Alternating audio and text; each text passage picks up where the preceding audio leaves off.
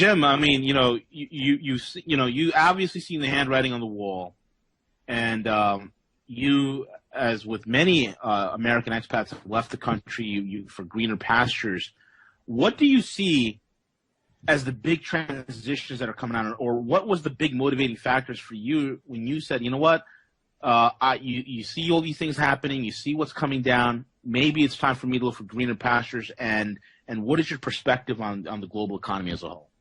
Well, there are many answers to that question, but the initial answer is the reason I moved to Singapore, I moved here in 2007, was because I had a little girl who was born in 2003, and I have been writing and lecturing and broadcasting for 25 or 30 years that everybody should teach their children and grandchildren Mandarin because it's going to be the most important language in the 21st century.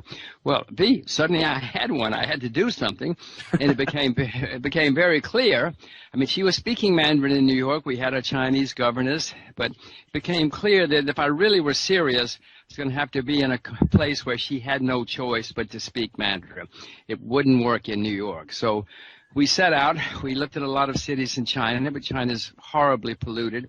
It's just filthy, right. The places we wanted to live. So we wound up in Singapore so that my daughter would know Asia in the 21st century and would speak Mandarin. As you may know, a lot of people do strange things with their children. They move Absolutely. To near a good football coach or a music teacher or whatever. Well, we moved to Singapore. It's been, I have to say, I almost backed out the night before I sold my house in New York in 2007, but now I'm very, very pleased. We're all very happy here. It's a wonderful experience we're having. Any change, any dramatic change is usually good. And this has turned out to be terrific. So that's the main reason I'm here. That's how it all started, and that's why we're here now. And rightfully so. I think that's the most important thing you do is make the proper decisions for your children. I think about how many Americans just spend a lot of time trying to find the right football coach or the right this or the right that. But you've really set up your kids for success. Absolutely. Well, we'll see. I don't know. They both are the best Mandarin speakers in this country, believe it or not, which is a shock to me. I'm very proud of it, but it's a shock. But we'll see. Just because they speak Mandarin and know Asia, that's not going to make them success. You can ask me in 30 years or 25 years if I did the right thing. But at the moment, we're all very pleased. Amen. Absolutely. So, Jim, let's start about this economy. You've been one of the voices in the wilderness that have been, calling this thing from Jump Street, warning the people, warning so many of the those who have a ear to hear what's coming down. What is your take on, where we are? What's happening? And as we're seeing all the capital controls going in place in Europe, in America, just in the Western world, it seems like so fashionable for austerity and the war on cash and so many things. So what's your take, Jim? Oh, you really got the right insights because the world is at the wrong place at the wrong time and taking the wrong actions. Well, we can start with the fact that for the first time in recorded history, you have all the world's major central banks printing staggering amounts of money. Bank of Japan, Europe, Bank of England, Federal Reserve in the U.S. This has never happened in recorded history. You have interest rates at zero, which has never happened in recorded all over the world, not just in one or two countries. This has never happened. Everybody you broadcast to grew up being taught that you save your money and you invest for the future. Well, all of those people who did that are now being wiped out by the central banks in the world because they're getting nothing on their savings, whether you're a trust company or a pension plan or an insurance company, getting totally wiped out. And they're doing it for the people who did the wrong things, the people who went and borrowed huge amounts of money with no income, no assets. And so they're being saved at the expense of the people who did what I was taught to do and what most people were taught to do. And so we have a horrible situation going on, and it's going to end unbelievably badly. You mentioned the word austerity, which most people don't even remember anymore. But people talked about austerity. There's no austerity.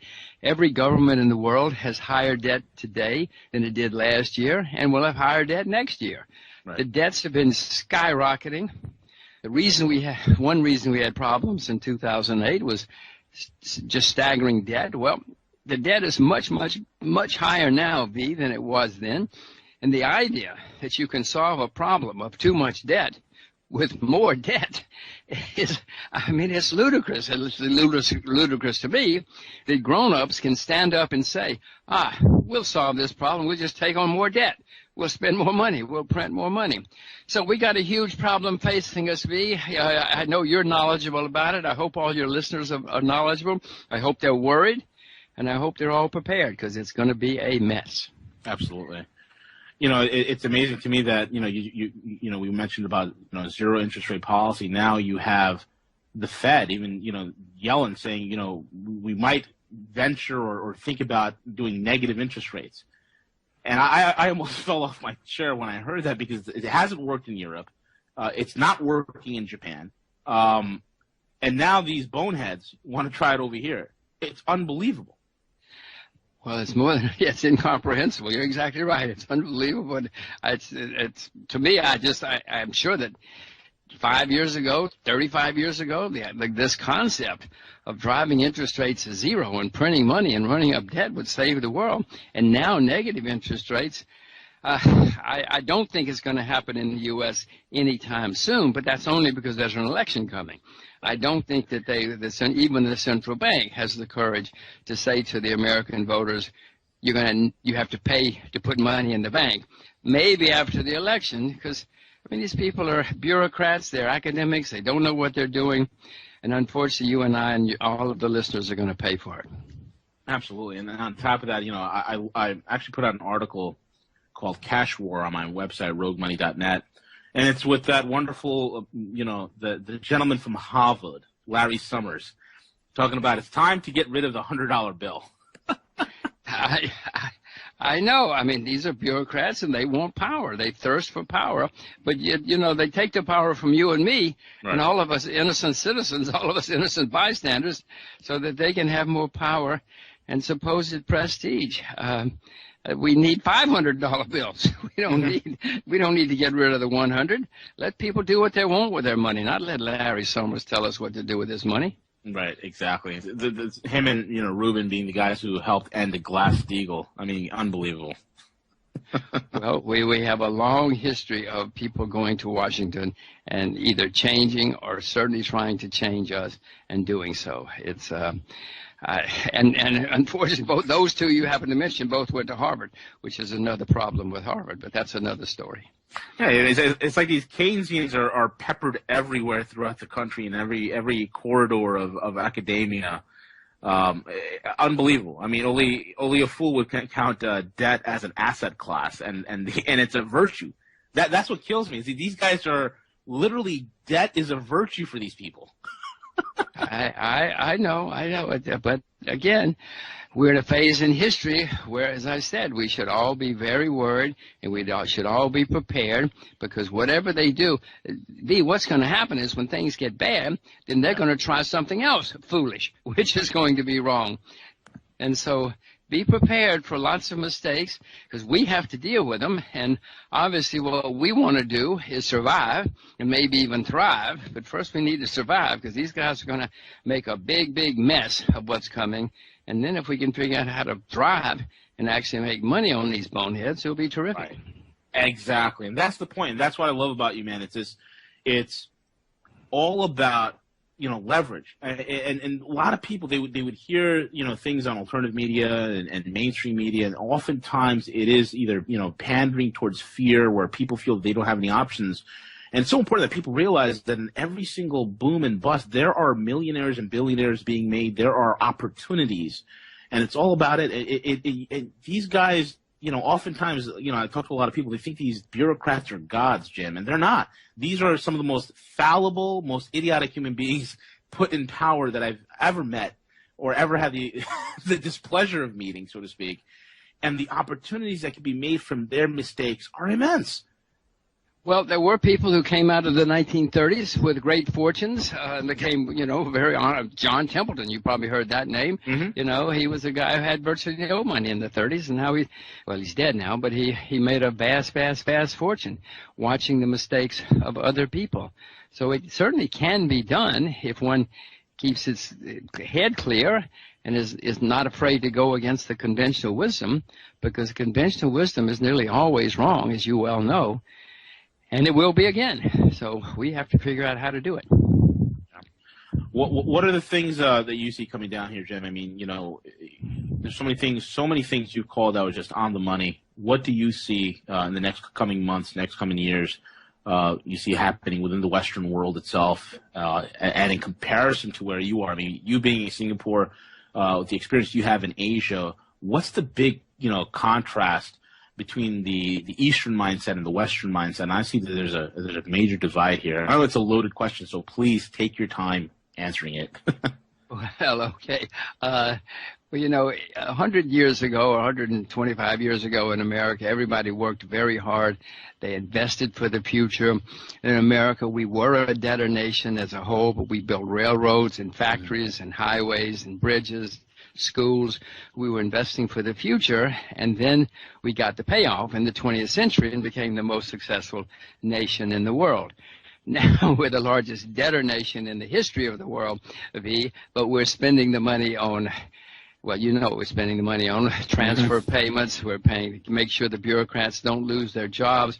We're not building future competitiveness for our nation, and that's going to hurt us more and more in the end. In Asia now, they have that mindset that we used to have a long time ago, and the world is full of historical cycles where some countries have it, they lose it, other countries get it. Well, in Asia now, the emphasis is on saving and on education. In America, education is to make sure you have self-esteem. Well, in Asia, the emphasis is to make sure you earn your self-esteem. My kids go to school here, go to public school here, and I will tell you, my kids by the third grade have had more homework than I had in 12 years. Wow. In the U.S. One of my girls came home from the American club. There's a club here mainly for Americans, and she said to me, "Oh, gosh, at the American school, they don't even have homework." And she wasn't complaining. She was just making a statement, and she was sitting here looking at, but she was sitting here looking at at least a couple of hours of homework every day, and she was in the third grade.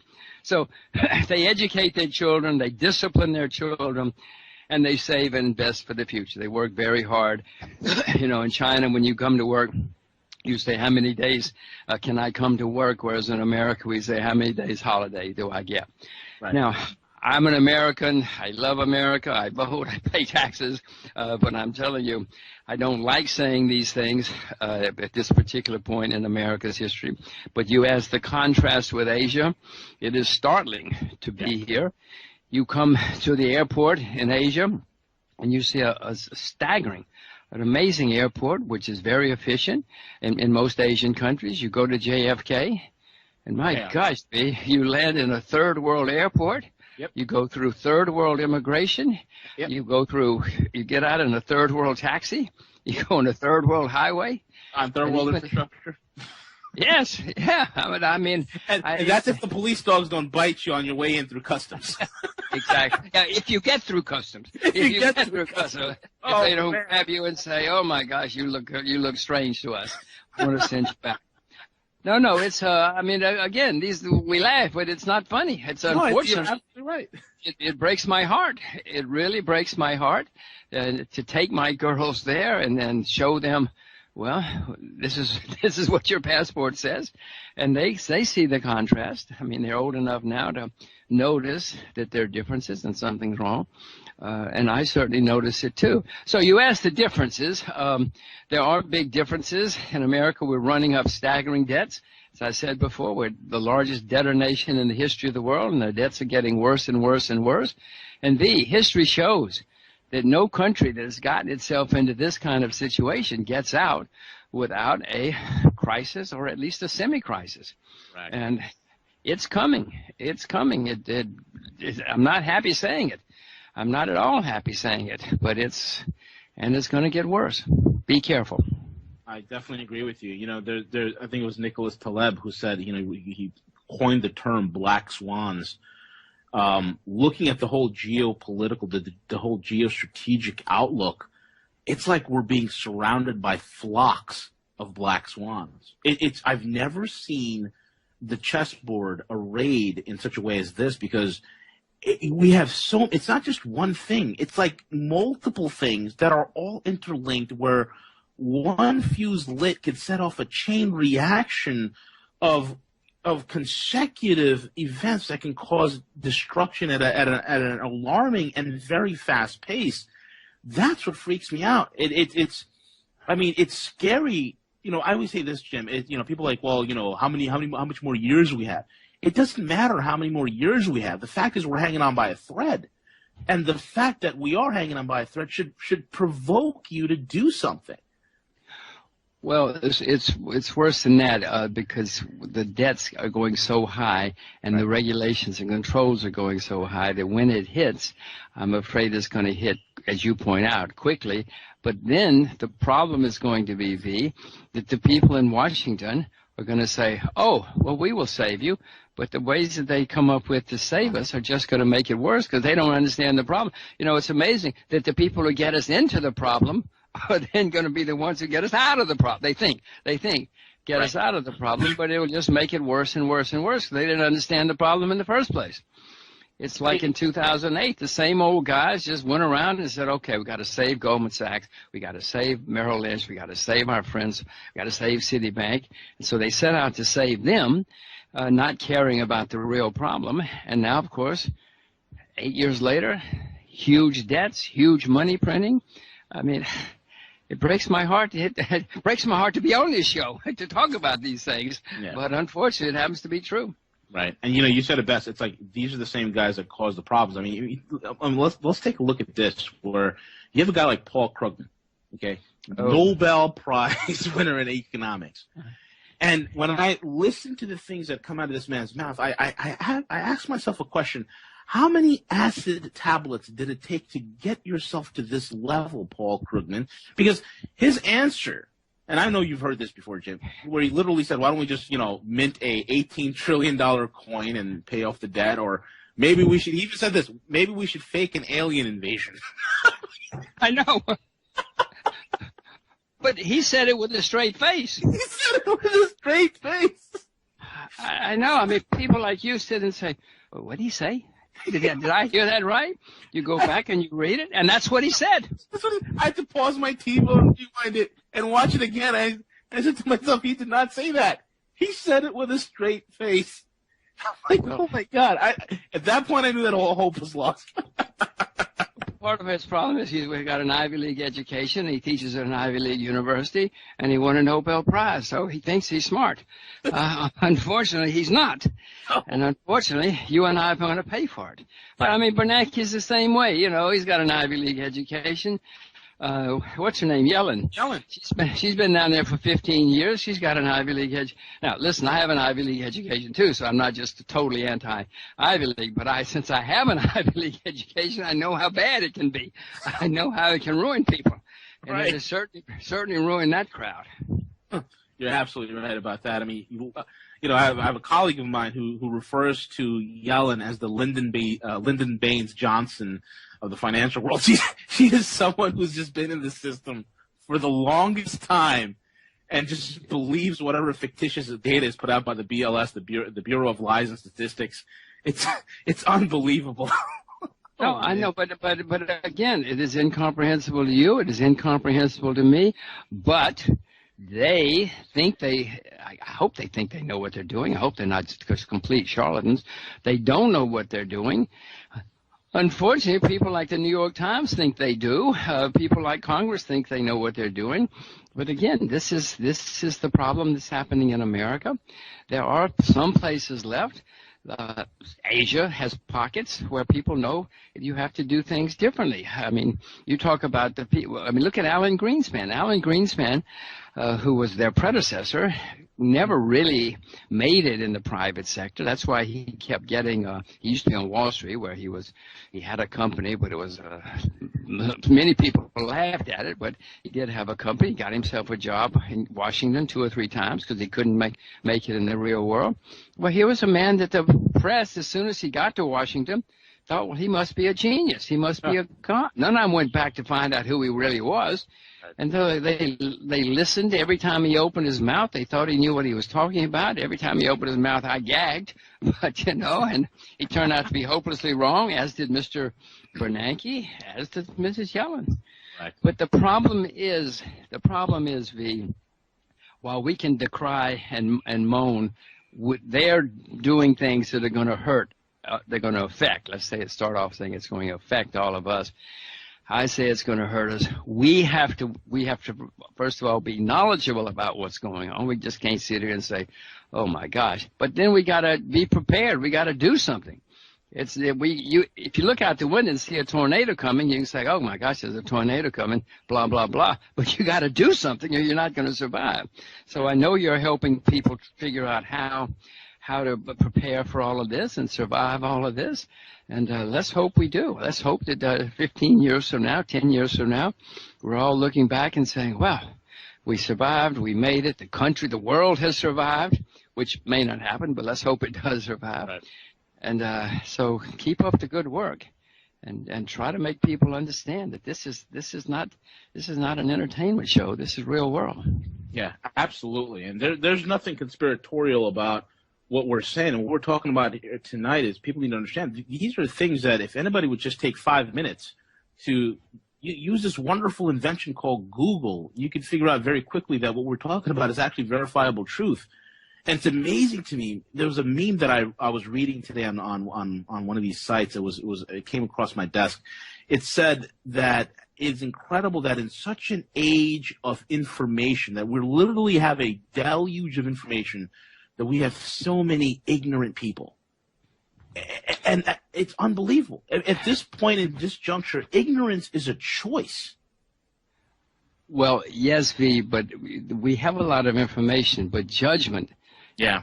Judgment is the problem. If 100 people go into the same room in Washington, D.C., for instance, and listen to the Federal Reserve or Janet Yellen, only 95 of them are to come out of there. 95 of them are going to come out not knowing what's happening. Only 5 or 6 are going to come out of there with good judgment and say, "Oh my gosh, you know what this means? Yeah. Now we've got to do something." Because unfortunately, judgment is still in short supply. We all have massive amounts of information, instant information. Judge, if you can figure out a pill for judgment, boy, you'll save the world and you'll get very rich. Unfortunately, judgment's hard to find these days. It's always been hard to find, but especially these days. And part of the problem is we all have so much information, we think we know what we're doing. Right. And historically, one of the greatest developers or teachers of judgment or development of discernment has always been suffering. Suffering always increases some judgment and discernment on you. And I think sad to say, we've had it so good for so long. We've become very, almost like very decadent and very laissez-faire in how we process information and what we really truly care about. And you're right. If there's a way to get rid of a lot of people say cognitive dissonance, if there's a way to get rid of that, Jim, and we get people to think oh my God, it'll be a whole new world at this point. Well, I hope you can keep trying. I hope that you keep it up because there are not many voices in the wilderness, unfortunately. But keep up the good work, and maybe some of us will survive, and then maybe on the other side we can start over with a better process. Absolutely. Better situation. Absolutely. But it's not going to be easy because, as I said before, America's got the largest debts in the history of the world, and the debts are going higher and higher and higher, and nobody in Washington seems to be aware of it or care. Mm-hmm. And Janet Yellen says, they all say, pile on more debt and everything will be okay. Ruin the people who save for the future. It doesn't matter. We know what we're doing. Well, unfortunately, they don't, and we're going to find out the hard way. Right. Absolutely. Well, Jim, we have a lot of pundits, a lot of individuals speaking about the crisis in China and the Chinese economy is imploding, this, that, and the other. One of the things I do know is that even though the Chinese do have bubbles and issues within their economy, they don't have the type of systemic problems that we have, number one. And number two, I know that their debt, they don't have any externally held debt, kind of like we do. What do you see in the Chinese mainland, the Chinese market? Do you see the type of fear-mongering that the Western media is putting out there with the Chinese market, or how bad is it, or what's really going on? Well, that's very perceptive and good insight that you bring that up, because I'm sitting here in Asia. I see a lot of the American press, and I'm always saying, did they really say? I mean, it's like Krugman. You say, did they really say that? You know, first of all, last year the Chinese stock exchange was one of the strongest in the world. Yeah, it had ups and downs, but at the end, it was one of the strongest in the world. The New York Stock Exchange, while the averages were flat, twice as many stocks were down on the New York Stock Exchange as were up. If you look at the breadth, it peaked in August of 2014, and the markets have been telling us the markets in New York have been telling us something is wrong. It's been disguised by a few big stocks, Apple, Amazon, Microsoft, a few big companies kept the averages up and disguised what's really happening. So the real problem, in my view, is Washington, D.C., and that's why the New York markets, the American markets, have been deteriorating for a year and a half now. Now, China has problems too, but we'll come to that. The American economy is the largest in the world. Europe as a whole is even larger, Japan, of course, but those three countries or areas, the U.S., Japan, and Europe, are 4 times as big as the Chinese economy.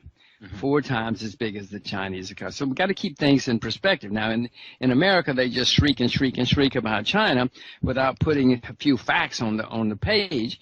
Correct. And now, China's having problems. Yes, but if your major customers, which are 4 times your size, are having problems, you are too. Japan, the Japanese government will say we are in recession. Many countries in Europe are in recession, and they will say it out loud. So China has the problem that customers, which are 4 times its size, are having problems, and therefore China's having problems too. Now, I'd rather be in China because China has huge reserves, but having said that, in 2008, when the world ran into problems, China had virtually no debt and lots of savings, and they started saved up for a rainy day. Many Asian countries had, and they started spending for the rainy day. Mm-hmm. Now, unfortunately, China too has debt. Mm-hmm. It's not like Portugal, it's not like England, it's not like America, but the Chinese have debt too. So the Chinese are getting whacked by the problems of their customers, and it's going to be worse for them than last time because they've got debt. Mm-hmm. They ran up a lot more debt than they should have. So but the good news is the Chinese government has said we're going to let people fail if they fail. Now that's wonderful news to me because that's the way economies are supposed to work. In America, we refuse to let people fail. We refuse to let people go bankrupt. We bail them out. China says, this is red China, this is communist China, I hasten to say. And they say the way the world is supposed to work, the market is a better judge than bureaucrats. This is what the Chinese Communist Party says in writing. It's amazing. They say the market is a better judge than bureaucrats and politicians, whereas in Washington they say, no, we've got to save Goldman Sachs. We got to save our friends. They'll lose their Lamborghinis if we don't bail them out. So China has said they're going to let people go bankrupt. It's going to cause pain. It's going to cause fear. The people who go bankrupt are certainly going to be in pain and fearful, and the press is going to say, oh my gosh, people are going bankrupt in China. But that's good news, if you ask me, because then you clean out the system. The way the world is supposed to work, you know this better than most. When people get in trouble, they're supposed to go bankrupt. Competent people come, take over the assets, reorganize, and start over from a sound base. Unfortunately, in Washington, what they do is when people get in trouble, they take the money away from the competent people, give it to the incompetent people, and say to the incompetent people, well, now you compete with the competent people with their money. Now, this is absurd economics. It's absurd morality. But that's one of the reasons that we being the U.S., the West, are having more and more problems, and Asia is on the rise. I mean, you asked these questions earlier. I don't like saying any of it. I'm appalled. I'm stunned. I'm shocked. I'm paying the taxes. You're paying the taxes to support these policies. So we've got these problems facing us, but China is going to have problems, is having problems now because its customers are having problems. They have some internal problems. They subsidize some things they shouldn't. Property, real estate has had a bubble in some parts of China, but these problems are minuscule compared to the ones of their customers. But don't think that China's not going to have problems. In the 19th century, as America was rising to power and glory, we had 15 depressions with a D. We had a horrible civil war. We had massacres in the streets. We had very little rule of law. You could buy and sell, you can still buy and sell congressmen, but they were cheap in the 19th century. You could buy 3 or 4 for the price of 1 now. So America was a mess, yet we became the most successful country in the 20th century. China's going to have plenty of problems. Don't think they won't. But again, in my view, I'd rather be in China in the 21st century with my investments than the U.S. I agree with that. I absolutely agree with that. It's amazing. I think it was back in the 80s. I just don't remember who it was, but it was a gentleman from the Soviet Union at that time who penned a book, and in that book he says, as time moves and marches forward, we're going to see Russia and China become more free, and the United States become more enslaved. And then he said something so poignant. He said that the American will go into his slavery beating his chest and yelling to the world how free he is, and the world would look on and just snicker. I was blown away. And now to actually see this happen in my eyes, where it is easier for me to go to Moscow and open a business. It is easier for me to do business in China. It's easier for me to do business pretty much anywhere in the world, rather than the United States. And when I look at the democracy index, we're like number 43. I think we're slightly above Romania, Jim. we're slightly above Romania. And like what you said, I mean, these are things we kind of laugh about, but we laugh in pain. Well, yes, I'm shocked. I'm shocked to hear about that book. I mean, whoever he was, I'd like to find what he's saying now, because he certainly got that right. It is amazing to see the difference. Many of the things that you and I grew up with, like the right to privacy, or that they had to have a search warrant to break down your door. They don't have to do that anymore. They just break down your door. I mean, many of these things that you and I grew up with, the freedom of speech is now being curtailed everywhere, freedom of religion. I mean, all of these things that you and I learned in school or from our parents or grandparents, I mean, it's astonishing how they're being corroded.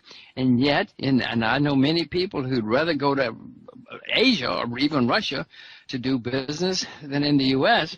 Not that there are not problems everywhere, including Russia and including Asia, but no, it's very, very painful for someone who, like me, who grew up believing everything that I was told, only to find out, oh my gosh, wait a minute. These guys have been watching the wrong TV shows. Exactly.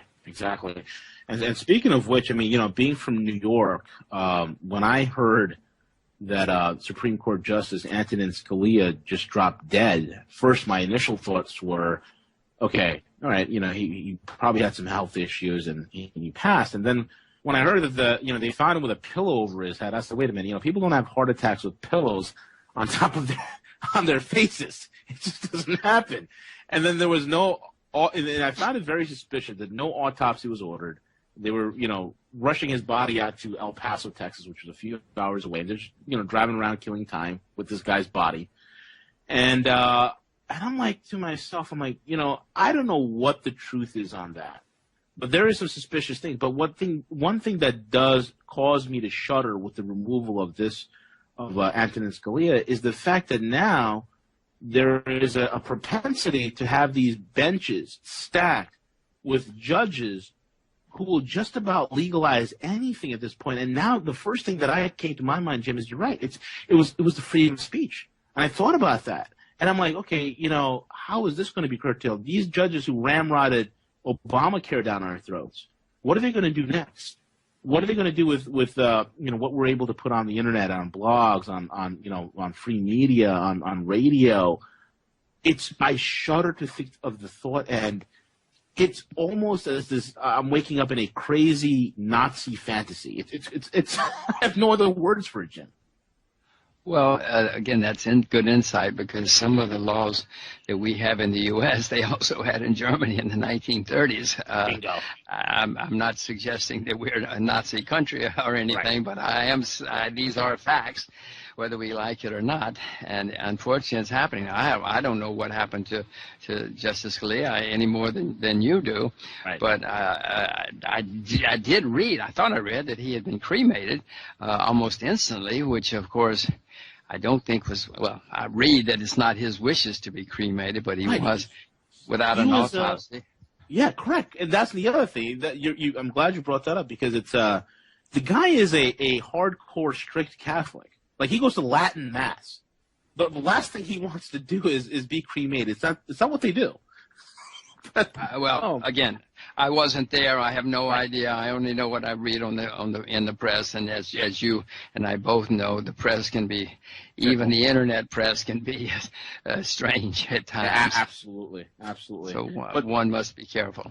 Right, and at the end of the day, it's not the death we should be concerned about. It's about who's going to replace him and what laws they're going to enact. That's the bigger concern. I mean, we could, chase all sorts of boogeymen and whatnot and waste our time with it, but we really need to focus on, okay, who is going to replace this guy and what other freedoms are we going to lose because of this?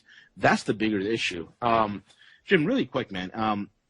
We got about 2 minutes before the end of this break, and I guess you can continue this on the other side of it. Is what do you see going on in terms of the currencies markets? I see the dollar strengthening. There are people saying that the Chinese are going to devalue again. Why do you think the dollar is just artificially propped up, and why is it so ridiculously high when there's so much tumult globally?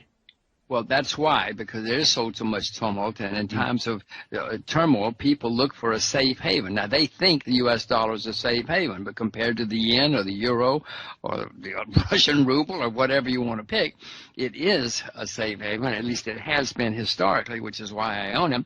And during turmoil, people race to a safe haven. I suspect it's going to get very overpriced and may even turn into a bubble before it's over.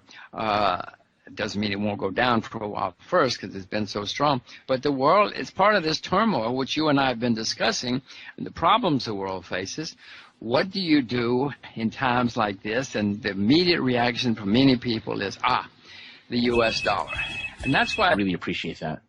Well, thank you. It's funny you say that. My daughter just said I'm supposed to take her to dance. And I said, no, I have to be on the radio with V. And she frowned. But here I am. Don't worry. We found another way for her to get to her dance lesson. All right, good. Because I don't want to keep her from that. God bless. That's awesome. But so, Jim, before the break cut in, you were talking about the dollar. And you're talking about how historically it's always been a safe haven where people were running to. And you mentioned that you could possibly see this going into a bubble, which is pretty interesting, because one of the things I've always believed is that the dollar, before this whole thing is said and done, that the dollar will go higher before the whole thing pops. And one of the things that I coined, it was a terminology that I coined, I called it monetary hypoxia. That this thing will just go higher and higher and higher until it eventually runs out of oxygen, and in this sense, liquidity, and the whole thing just goes pop. But so that's where we left off. So if you want to continue to talk about that and where you see this thing's going, go ahead. And I happen to share that view. At the moment, speaking in March of 2016, there are a lot of bulls on the dollar, which usually means a correction is coming. When you have too many bulls on anything, I've learned, V, and I'm sure you have too, that when everybody's on one side of the boat, you better go to the other side of the boat for a while. So, and right now everybody is Most people are bullish on the dollar, so it worries me that a correction may become, which is fine. I mean, corrections are always good. It clears the air, and it means things can go higher eventually. So I own a lot of dollars. It's my largest currency position, and mainly for the reasons you just said. I just hope that not everybody else agrees with us, because if they do, then we'll have a correction. Correct. But I'm prepared for the correction. I hope I can live through the correction. I expect it to come. One of my other larger, not nearly as large, but is that I own the Japanese yen, and I own it because there were so many bears on the yen, and it's correcting. So even if it's going up, I mean, so even if the U.S. dollar does go down for a while, some of my other assets may help me. Right. Absolutely. Well, what now? Jim, we see a lot of things happening globally, and I remember back in 2012, I actually, I put an article, and I actually was on a radio program out of, I think, Canada or so, and this was, I reported upon, Russia's purchase at that time with Morgan Stanley. They purchased they didn't buy Morgan Stanley. They purchased Morgan Stanley's energy sector. It's Platt's desk. And, when that purchase was done, it wasn't fully reported as to the total amount of, the cost of that purchase. They never disclosed that. But one thing I did know, because being in commodities, I have a commodities background, I said to myself, holy crap, they just bought the second biggest player in petroleum for a lot of, like, for instance, at that time you were an airline, you were Delta, you were United, the American Airlines, whatever the heck you were, you had a contract with either Vital or Morgan Stanley for jet fuel. Morgan Stanley's Platts desk was integral in pricing oil. They were integral, and they ran, they had offices in New York, in London, and Singapore, and they also owned through a subsidiary various oil tankers. So that was a big major deal. And I saw that happen. I said, okay, the Russians are definitely going to try and do something here. Will they possibly try to create a counter to the petrodollar?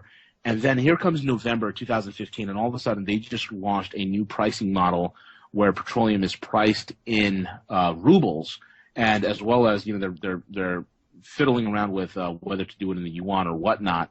And I said to myself, my God, there's the whole entire deal from Morgan Stanley, that whole platform, that whole software, that entire infrastructure resurrected and gone live and active. What do you see, Jim, with the petrodollar, as it is the thing that is holding this whole thing together? Do you see that being challenged? Do you see the pressure coming down on that? Well, that's you were ahead of your time, because yes, many places now are looking for alternatives to the U.S. dollar for many reasons. Partly because if the U.S. government gets mad at you, if Washington says, well, he's doing the wrong thing, then they screw you because they block your U.S. dollars, and there's not much alternative. There's no alternative right now. So many people, many countries are starting to say, wait a minute, this is not right. We've got to do something. We've got to have an alternative to if some bureaucrat in Washington gets angry or gets upset. So you see China, Brazil, Russia, various countries trying to now set up competing organizations, institutions, and competing currency. The Iranians now, not that they're our friends, well, they're becoming our friends, but apparently, but they now will only take euros for their money, for their oil. Kind of like what Saddam did. Yeah, well, yeah, exactly. But the Iranians got a treaty with us first, so right. We didn't haven't assassinated them yet in any way. So it's having the Chinese, as you know, and many other countries are now setting up alternatives to the World Bank and the IMF, and my goodness, we certainly need alternatives to those corroded institutions. They're mind-bogglingly bad. So you're seeing changes, huge geopolitical, economic changes taking place in the world. And partly, we, the U.S., are bringing it on ourselves because we've gotten so belligerent and so arrogant that we just say, you either do it my way, and my way being the bureaucrat in Washington, or too bad for you. So it's happening. There are alternatives. You said the Russians are pricing in rubles now. I actually own some rubles at the moment, not many, but a few. The Chinese are setting up. There was many countries, as you know, when China said, we're going to set up an alternative to the World Bank and the IMF, the U.S. said, no, you're not. No, we're not going to let anybody join. And the next thing you know, the British, nearly all of our allies said, hey, we're joining. So the U.S. is just about the only big guy that didn't join. Yeah, everybody else. Us and the Japanese, from what I heard from an inside source, was that the Japanese were going to join, and all of a sudden they got Kuruda and Abe got a call in the middle of the night saying, knock it off. No, I know that happened. We all know that happened. That Washington called many people and said, don't join. But to their shock and mine, many people said, well, I'm sorry, Mr. Washington, D.C. We're doing it. We're doing it. Many of our European allies, many countries have joined up because, I mean, I'm not the only person who sees that Asia's on the rise. Many people see that. And the reality is that you cannot just stay with one monopoly provider for anything, especially if that monopoly provider is becoming corroded and, in some cases, even corrupt. I totally agree with you. And the World Bank and the International Monkey Fund has they are archaic and corrupt institutions, and they're being done away with. And it's pretty interesting when I look at the landscape, Jim. I see those Western institutions corroding and going away, and with it, its controls, its mechanisms. I mean, let's look at it this way: the IMF, for all intents and purposes, is an unfunded white elephant. It's an empty office. I mean, the Chinese have been, being the main funders of it for the last 2 years. Washington has done nothing with it. So I'm looking at these derelict, neglected institutions that have, once been the vaunted, power centers for a lot of Washington's foreign policies, economic policies, and things of that sort. And I'm seeing that whole entire change with the AIIB and the new development bank, formerly known as the BRICS Bank. It's amazing. And then I look at also what's going on with Brent and WTI. I remember when WTI, the West Texas Intermediary, was the benchmark, and that's like dying away. And now it's Brent, and then you look at Brent's dying away because every single one of those, North Atlantic, North Sea oil reserves, they're all running dry. And And when I looked at that, and then I looked at what happened at that last OPEC meeting in Vienna, I almost fell out of my chair when I had one of the energy ministers from the United Arab Emirates come forward and say, well, we're not going to act as a cartel anymore. We're going to act in the best interest of our customers. And I said to myself, oh my God, these guys are acting less cohesively and more as every man for himself, since everybody's pumping to oblivion as the central banks are also printing to oblivion. So it is amazing how so many of the infrastructures and institutions that we in the West have relied upon for our normal day-to-day of economically functioning and with trade, that's all being done away with. And I'm seeing this whole thing arise. And you being in Asia, Jim, what about the new Silk Road? What is that all about with China? The new Silk Road, the Eurasian trade zone, what do you see happening with those things? Well, first of all, your insights before were good because we are in a very, very historic period now. The world is always changing, but this decade, in the next few years, you're going to see we are seeing, and we're going to continue to see staggering changes. It's been 70 years since the Second World War ended, which started a whole new era, but now many of those institutions and ways of doing things are coming to an end. And on the other side, you're going to see huge changes going forward. The new Silk Road, the one, as the Chinese call it, one belt, one road, well, they're changing geography. It's very rare in world history that geography changes. The railroad changed geography. The fast steamships changed geography. When the Europeans found the Western world or found the way around Africa, that changed geography. But we're seeing huge changes now. The Chinese are building, and the Russians are building railroads, fast railroads across the continent from Asia to Europe.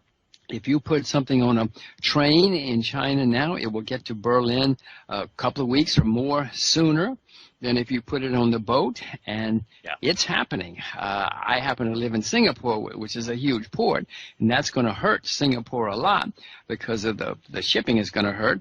But it is changing everything you and I know about the way the world works. They're building railroads across Myanmar, which will cut out Singapore entirely, shorten the boat trips enormously. And, you know, if you had lived on a city where the interstate highway came in America, you really did very well in the last few decades. Likewise, 100 years ago, if the railroad came to your town, you did extremely well. Well, and I'll tell you an interesting story along this, well, I'll come back to it. But that's what's happening now with the One Belt, One Road. New ports, new railroads, new highways, all are being built, which is going to change history, change geography, and therefore change history. So you should be aware of it. There are going to be opportunities. Some people are going to suffer. I mentioned Singapore, where I live. It's going to suffer relatively anyway. Others are going to benefit. Now, I want to tell you my story because it's a good story. And we'll come back to that if you want. After the Second World War, Birmingham, Alabama, Memphis, Tennessee, and Atlanta, Georgia were all about the same size and of equal importance. Birmingham and Memphis rebuilt the railroad stations. Atlanta went and built a big airport. Now, you know the rest of that story. Birmingham and Memphis continued to go into relative decline. Atlanta is now one of the major U.S. cities, even a world city, because somebody in Atlanta saw that the future, that the world was changing, and they put their money and their efforts into aviation, airports, air traffic. Atlanta and Birmingham looked back. Memphis and Birmingham looked back, and that's what's happening in the world now. The people looking forward are going to do extremely well. The people looking backward are going to go into decline, or at least relative decline. Yeah, I definitely agree with that, especially when I was reading about the New Silk Road. What would take a 42-day sea journey, by waterway, and they were able to cut it down to 14 days is unbelievable. Yep. And if that high-speed rail system is set up with Kazakhstan, if that goes implemented, I don't know if they started on that or not. They're saying they could shorten that down to 10 days, and that's just massive. Massive, and this is what kills me here, Jim. We must be ruled by idiots because we have this backward gunboat diplomacy, this failed British model of conquest that we're so hell bent upon, where we go into a third world country or develop an emerging economy, and we literally have them at gunpoint. Give us the goods. This is a stick up. Do what we say, and nobody gets hurt. Whereas I see the Russians and the Chinese and even the Indians, they're going into these places like in Africa, and they are cutting mutually beneficial deals. And I remember from studying history, when you looked at the old colonial European powers and what they did in Africa, they would have, rail lines, and those rail lines would go directly from the mines directly to the ports. And that's how it always was.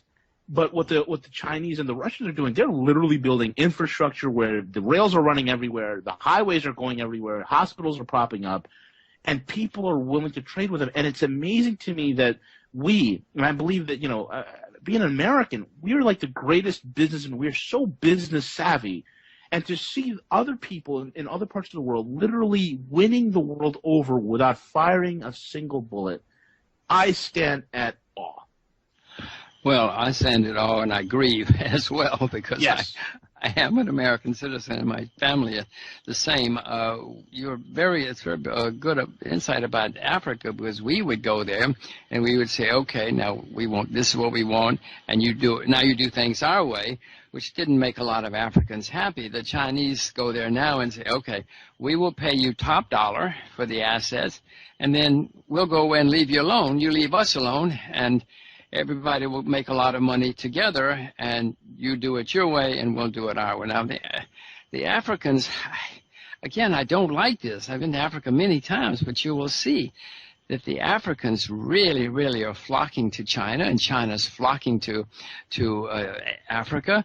The Chinese have had every head of state in from Africa into China several times in the last few years. They've had big gatherings. The Chinese leadership have been to all the African countries. I think even Obama's only been to one or two. You know, virtually no American presidents have been to Africa in the past many decades, and the Chinese are everywhere. And people wonder why someday, you know, we're going to wake up and Washington's going to start screaming about who lost Africa. You lost Africa, Washington, D.C. You neglected them. You bossed them around. You were arrogant, and the Chinese went there and did what good capitalists do. They paid top dollar, and they're running top businesses and building top infrastructure. We, Washington, D.C., lost Africa, and it's another thing we're all going to grieve about in a few years, not decades, years. I'm grieving about it now because I love Africa so much and have been there so many times and seeing it happen.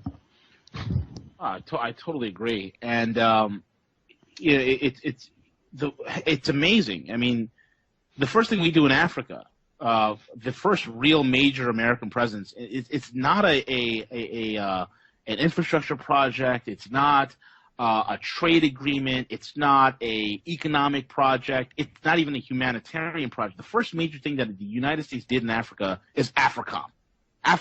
It was a military venture. Yep. Unbelievable. And I say to myself, the amount of money that is wasted on defense, it's ridiculous. And, you know, one of the things I've noticed, Jim, is, you know, back in the days, you know, these bureaucrats start these bridges to nowhere. Mm-hmm. And I look at how over-budgeted and overspent the defense industry is, and now I think we really have defense projects to nowhere. I mean, whereas, you know, you would have a bridge project, which would be maybe, you know, $10 million, a couple of million, $100 million on infrastructure.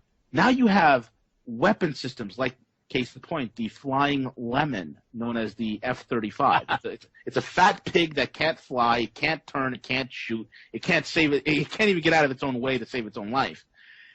That fat, bloated pig of a plane, that thing is running defense costs into the trillions. It's a defense project to nowhere. And I'm flabbergasted that American taxpayer money is spent on such frivolous nonsense. Unbelievable. And then you see the Chinese come out a week later with a plane that looks very similar but actually flies and can turn. Yes. Well, I'm glad you said it, because if you're the American press, the spin will be, don't worry, everything's going to be okay, and Exactly. we'll come out ahead in the end. But, you know, V, we have troops in over 120 countries around the world. Right. We're spending a huge amount of money making enemies. Most of those guys are not getting us friends. They're making enemies in most places. But you and I are paying for it. We have huge problems in the U.S., and yet we're spending staggering amounts of money on all of these, on planes that don't fly, on things that sit around costing money and making enemies. And I just to go back for the Chinese for a moment, the Chinese don't have armies stationed around the world. Unfortunately, they're spending all their money at home developing their own economy, their own schools, their own infrastructure, whereas we're spending our money on making enemies. And again, it grieves me. I don't like saying any of this. Right. But it's 2016. I have to live on facts and what's happening in the world and analysis. I cannot spend my time thinking this is 1956 because it's not 1956. No, it really isn't. What do you think is going to happen to the dollar as world reserve currency? Well, there are people already trying. There's no alternative right now, but there are people looking to develop alternatives. The BRICS banks, as you mentioned before, they are trying to come up with ways, alternatives, and competing currencies or payments. Part of this problem is the payment system. Everything has to go through in U.S. dollars, has to go through New York or through the U.S. to clear dollars. If you're doing something in dollars, it has to go through the U.S. and the U.S. controls the system, and therefore the U.S. bureaucrats can say, too bad, we don't like you, we're going to block it. So that has made many people unhappy and upset, and so they are developing alternative payment systems, which means they're developing alternative currency systems. I don't know what yet is going to emerge. I would suspect that the renminbi, the Chinese currency, will emerge. I mean, that's a crazy statement right now. It's not even a freely tradable currency at the moment. It's moving in that direction. But the only thing I can see on the horizon would be the renminbi. We need the world needs something to compete with the U.S. dollar. I suspect it will be the renminbi, and who knows, maybe something else down the road. But again, we've shot ourselves in the foot. We've made so many people angry that they've said we got to find some alternative, something to compete.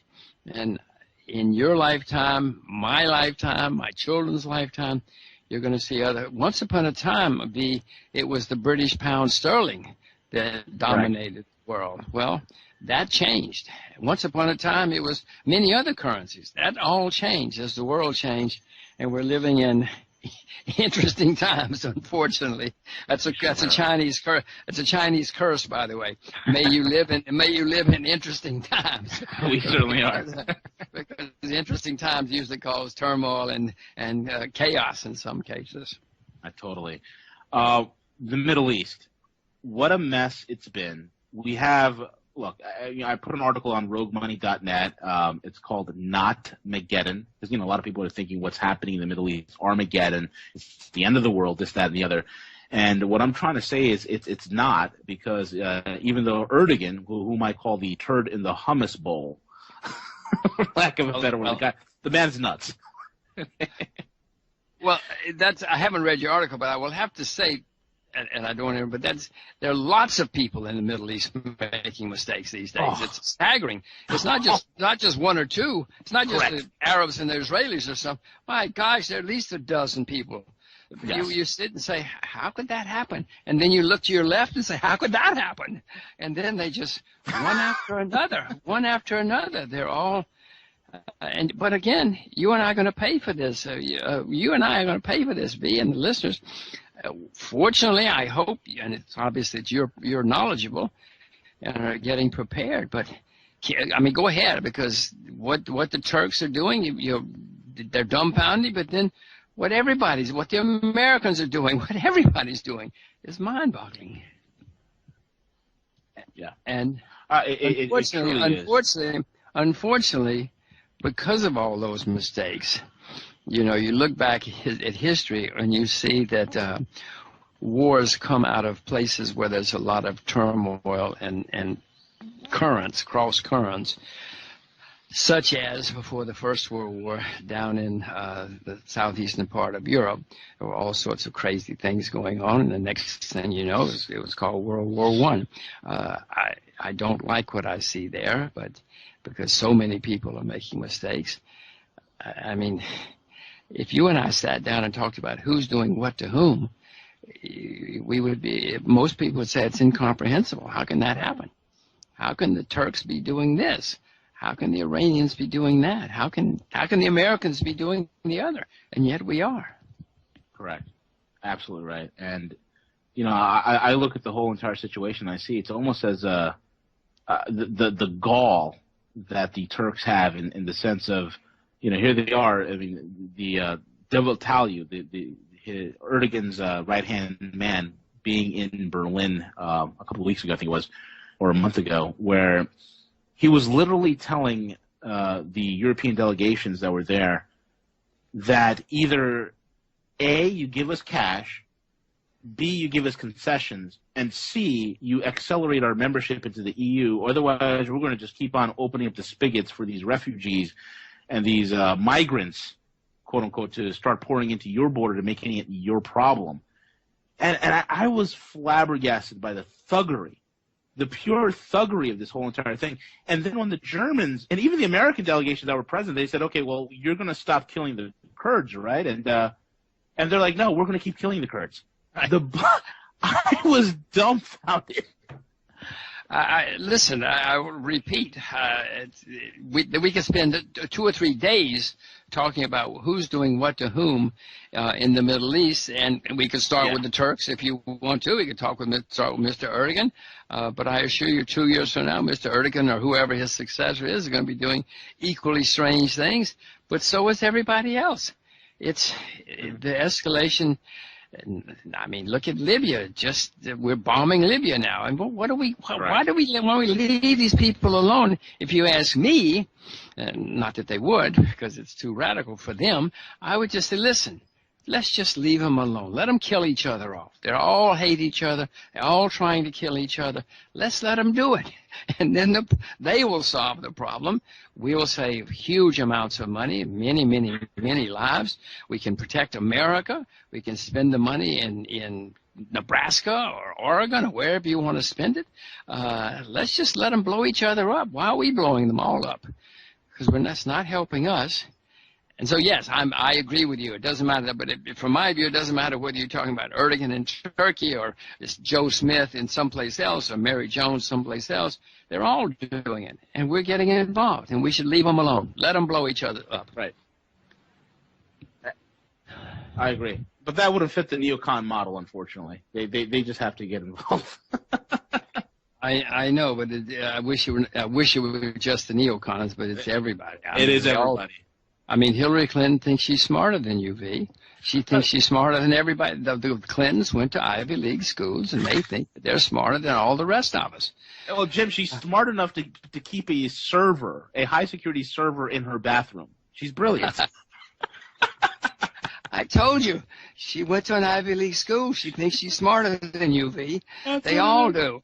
They all think they're smarter than you. Yeah. And they tell each other. They tell each other every day. Well, you know, we're better educated, we're more knowledgeable, we can make better decisions than other people. Unfortunately, they cannot. The market is smarter than they are. The world is smarter than they are. Unfortunately, you and I are paying for it. Right. So Jim, in terms of some of the solutions here, one of my favorite topics is precious metals. What is your take? Where do you see metals going, and why is it important, and why is countries like China and Russia and India stocking up on it at a rapid clip? Well, I own a lot of gold, a lot of silver. I haven't bought very much in the last few years because I expect a great opportunity to buy gold will come up. It may not. Who knows? If it does, I'll buy. I hope I'm smart enough to buy more. If it doesn't, I certainly own plenty of gold and silver. Have been around for a few thousand years, and I'm sure that I know that there are many politicians who say that we should ignore gold and silver, but that's for their interest. It's not for your interest or mine.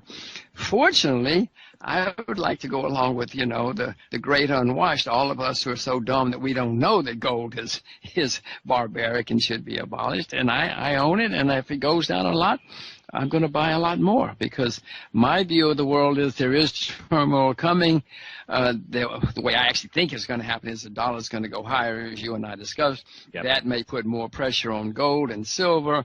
If so, when the time comes to sell my dollars, if it works that way, then gold and silver will be down, and I can swap my dollars for more gold and silver, or who knows, it may be the renminbi or something else. But that's how I see the world evolving. I own it. I mainly own coins because if you own bullion, it's hard to go into the grocery store and say, hey, I need 3 loaves of bread. Because the guy can't. First of all, he doesn't know. First, he doesn't know if your bullion is real or not, and second of all, he can't make change. So here's my 400-ounce good delivery bar. Exactly. Guaranteed by various and sundry people. He's going to look at you and say, "Well, thank you, I'll take that, but I cannot give you change. Take as much bread as you want."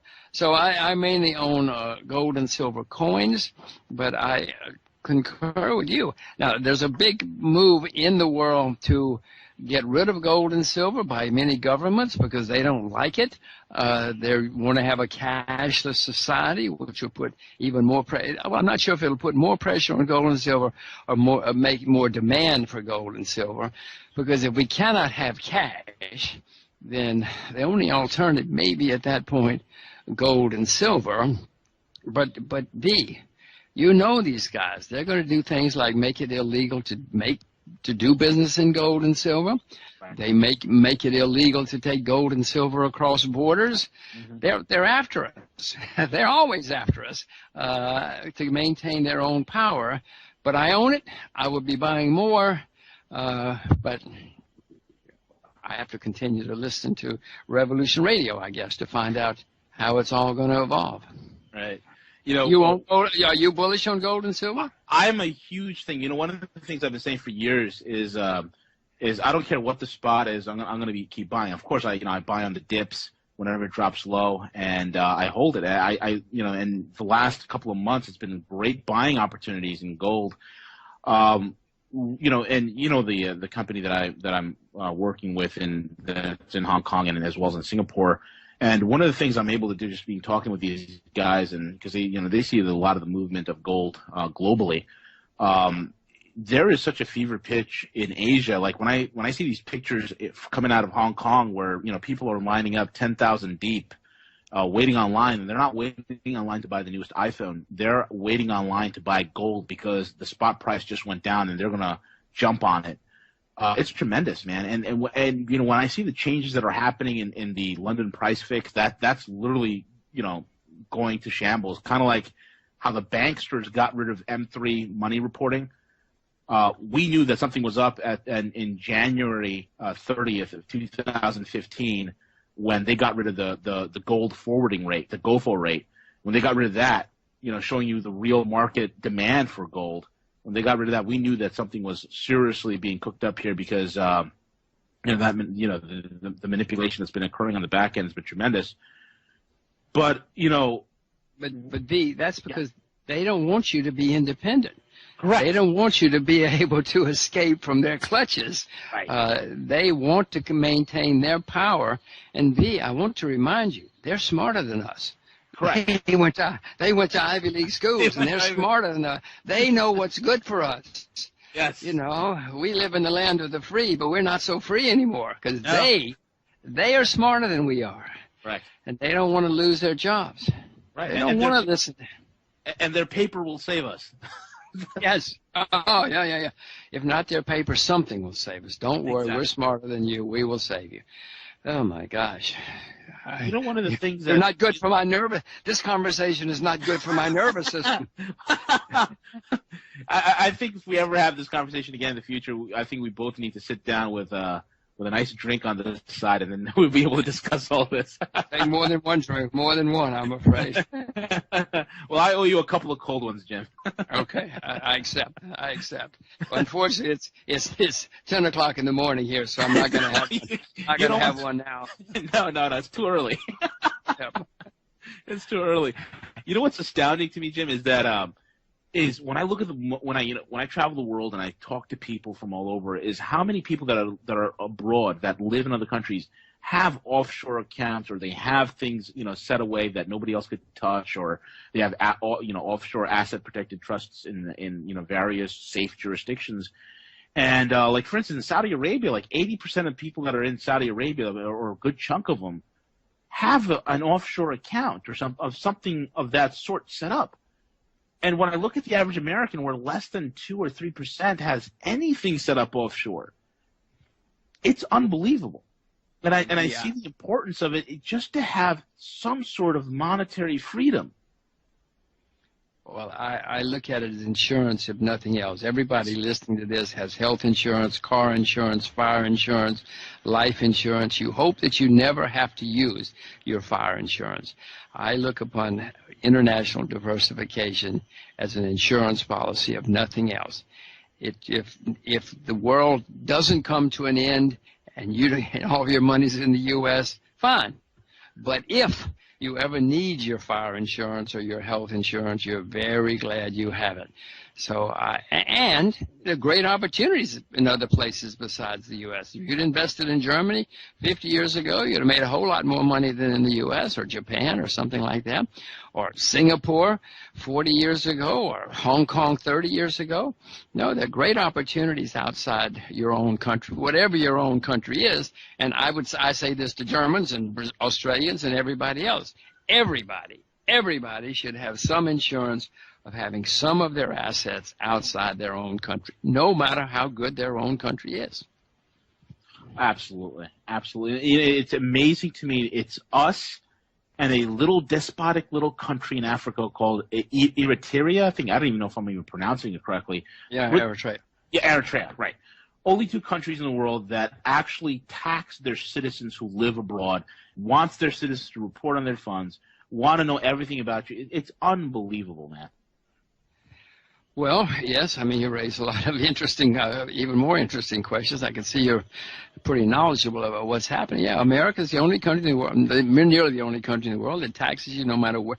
There are people who have not been in the U.S. for many, many years and don't earn a penny in the U.S., and yet, if they have an American passport, they have to pay American taxes and report everything they do, every afternoon, every morning to the U.S. government. Now, that's not the way it is anywhere else in the world except Eritrea. Now, is that good? Is that bad? I don't know. I'll leave that to the American voters to decide. I would vote against it because I don't quite, I go to the U.S. a lot and I vote and I pay taxes, et cetera. But there are many people, I know people are giving up their citizenship just because they are so afraid that they might make a mistake on their taxes, an innocent mistake, that they would be crucified. So, no, you bring up some very interesting and insightful points, which now I have many assets outside the U.S. and have for over 50, well, not over, but over 50 years. But, and I pay taxes. I report them all because I know there are penalties if you don't. But it's not a just or wise system, if you ask me. And we're driving people away. Yeah, there are Americans who are giving up their citizenship, not me, but there are some. But there are many other foreigners who will not take their money to the U.S. now, will not invest in the U.S. Now, plenty do, don't get me wrong. But there are others who say, wait a minute, no, I'm not getting into that nightmare, that potential nightmare. So we're shooting ourselves in the foot, whether we know it or not. Yeah, I wholeheartedly agree. And it's almost as if we are we're in a nationwide brain drain, a nationwide talent drain. It seems like our best and our brightest are seeking other pastures in order for them to go forth and make their investments and their riches and create wealth for them and security for themselves. It kind of reminds me of back in the 80s when you had, a colleague of mine always reminded me of this, when Washington State was in such an upheaval economically that, they were in massive layoffs. Boeing looked like it was about to go under. And there was a headline, I think it was on the Washington Tribune or one of the newspapers, or the Seattle Times, something like that, where it says, will the last person leaving Washington remember to turn the lights off? Well done. Well done. Well done. And I feel it's literally I'm living the novel Atlas Shrugged. Literally. Yes. Well, unfortunately, you happen to be correct. Yeah. That we're not doing good things in America. I hate saying all of this, V. Yes, because I am an American citizen, voter, etc. Some of my happiest times have been in the U.S. Fortunately, I've had very, very happy times outside the U.S. too. Mm-hmm. I do know there's another way to do things. But most of us, most Americans, don't have much international exposure or experience. A third of American congressmen, when they're elected, do not have passports. Yes. And I don't know the statistics for the nation as a whole, but most Americans have no clue about the rest of the world, which is a part of the problem of our education system. Right. Most Americans couldn't find the Pacific Ocean on a map or know why it matters. Who cares where the Pacific Ocean is? What difference does it make? Right. Well, unfortunately, it makes a big difference, and the world is becoming more and more international as we speak and as we live. I'm trying to teach my children as much about the world as I can because I know that in their lifetimes, they better know about the world or they're going to suffer. Yeah, absolutely right. And I think there was a statistic I read somewhere that the only other people that are less traveled than Americans are North Koreans. And I don't know exactly where the cross-section of the demographics, where they got that from, but I kind of can see that. Apart from your, coastal cities or your main hub cities like in New York, Los Angeles, Chicago, things of that sort, where you have people that do travel abroad, there's a good mixture of demographics there. When I get into the heartland of the country, and when I talk to people that are in the heart of the United States, they not only do not travel abroad, I love when they say this. They're like, America's the greatest country in the world. I'm like, okay, well, have you been anywhere else? No. I will never leave this country. Okay, well, that kind of limits your expertise in saying that this is the greatest country in the world. And it's shocking to me where they can't find Syria on a map, but they are more than willing to advocate bombing it. But at the same time, they're pro-life. I mean, what? Yeah. Now you and I are having fun at the expense of Americans, and it's absolutely everything you say is correct. Unfortunately, many people like that in the world. I've traveled the world a few times. Americans are not the only ones who don't understand. We're the worst, or among the worst, as you point out. But there are plenty of other people. You talked about Erdogan before and the Turks. I mean, goodness knows, plenty of Turks making plenty of mistakes. Oh my God. But in America, it's one of it's one of our great strengths historically that we were somewhat isolated geographically and could afford to be isolated. But those days are gone. This is not 1916. This is 2016, and those oceans. Now, at one point they were great advantages for America. Now it turns out are not so good for Americans. And I know that travel is the best way to educate yourself. Forget going to an Ivy League school. Travel. You'll learn a lot more if you travel on your own, not on a tour group. Travel is perhaps. My wife is from a small town in North Carolina. She hadn't been very much. She and I went around the world, and she will tell you over and over and over again that travel opened her eyes and taught her more than anything else that she's ever done in her life. And I'll tell you the same thing. I grew up in the backwoods of Alabama. I didn't even know where China was when I was 8 years old. And now my children can speak Chinese at age 2. They can speak Chinese. So I know that travel will teach everybody a lot. And I wish that we could somehow give every American a passport and say, okay, guys, now go see something. Go see somewhere. Even if you don't have a good time, go and have the experience. If you get rich, I hope you give everybody a passport. I give people passports all the time when I travel. It doesn't cost very much, and it's a cheap way to change people's lives. Oh, I totally agree. Jim, we got about 10 minutes left. What are some of the solutions that you suggest for people to protect themselves? Well, how many days do you have? No, V, that's the most important thing we need to be addressing in 2016, because it is going to be a huge problem going down the road. The first thing I say to everybody is please stay with what you know.